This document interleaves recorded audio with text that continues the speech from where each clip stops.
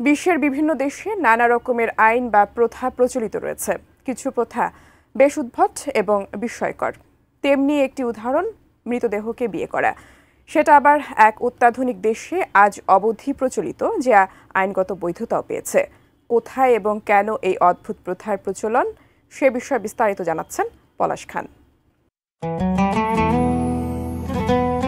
বিয়ে বলতে আমরা সাধারণত দুজন জীবিত মানুষের মিলনকেই বুঝি, কিন্তু ফ্রান্সে এক ধরনের বিয়ের প্রচলন রয়েছে যা বেশ অদ্ভুত। সেখানকার জীবিতরা তাদের মৃত সঙ্গীর সঙ্গে বিবাহ বন্ধনে আবদ্ধ হন। প্রতি বছর ফ্রান্সে প্রায় 50টির মতো এমন মরণোত্তর বিয়ে অনুষ্ঠিত হয়।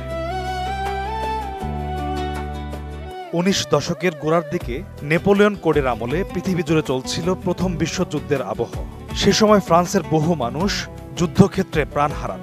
ফলে বিয়ের আগেই যেসব পুরুষ যুদ্ধক্ষেত্রে মারা যান, তাদের সন্তানের উত্তরাধিকার পাওয়ার জন্য ফ্রান্সের নারীদের কাছে মরণোত্তর বিয়ে ভীষণ প্রয়োজনীয় হয়ে দাঁড়ায়। এরপর 1950 সালে মরদেহকে বিয়ে করার অদ্ভুত একটি আইন পাশ করা হয়। আর সেই সময় থেকেই ফ্রান্সে কোনো মৃত ব্যক্তিকে বিয়ে করার এই আইন নেক্রোগ্যামি প্রথা নামেই পরিচিতি পেতে থাকে। আমি বুঝি নির্মাণের শিল্প, সালাম স্টিল বোঝে ডিউরেবিলিটি। সালাম স্টিল, মোস্ট ডিউরেবল স্টিল।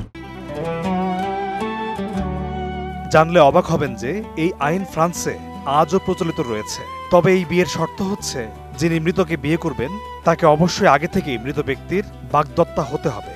মানে বিয়ে ঠিক হবার পরে যদি হবু স্ত্রী অথবা স্বামী কোনো একজন যদি মারা যান, তাহলে জীবিত যিনি থাকবেন তিনি মৃতজনকে বিয়ে করতে পারবেন।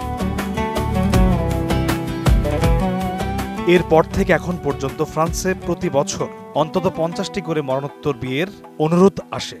যদি মৃত ব্যক্তি জীবিত অবস্থায় কাউকে বিয়ে করতে চান আর সে বিষয়ে যদি সঠিক প্রমাণ থাকে, তবেই সম্ভব মরণোত্তর বিয়ে। এই বিয়েতে কনেকে তার মৃত বাগদত্তা স্বামীর ছবির সামনে দাঁড়িয়ে বিবাহ সম্পন্ন করতে হয়।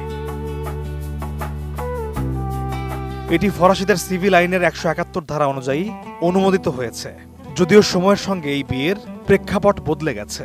বর্তমানে বেশিরভাগ ক্ষেত্রে প্রিয় মানুষের প্রতি আবেগ কিংবা মৃত ব্যক্তির উত্তরাধিকারী হওয়ার জন্য মরণোত্তর বিয়ের অনুরোধ আসতে দেখা যায়। ফ্রান্সের মতো চীন ও সুদানেও মরণোত্তর বিয়ের এই আজব রীতি প্রচলিত রয়েছে। পলাশ খান, এটিএন নিউজ।